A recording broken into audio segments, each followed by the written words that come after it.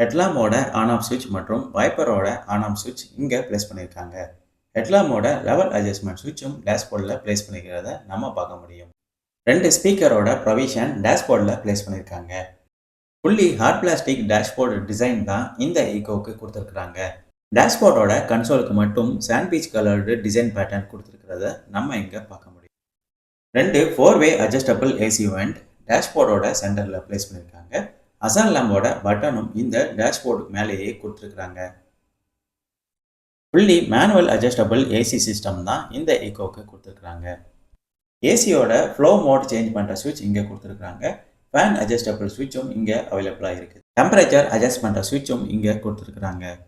நம்ம எல்லாருக்குமே தெரிஞ்ச ஒரு சிம்பிளான ஏசி கண்ட்ரோல் சிஸ்டம் தான் இந்த ஈகோவுக்கு கொடுத்துருக்குறாங்க. இங்கேயும் ஒரு சின்ன ஸ்டோரேஜ் கொடுத்துருக்குறாங்க.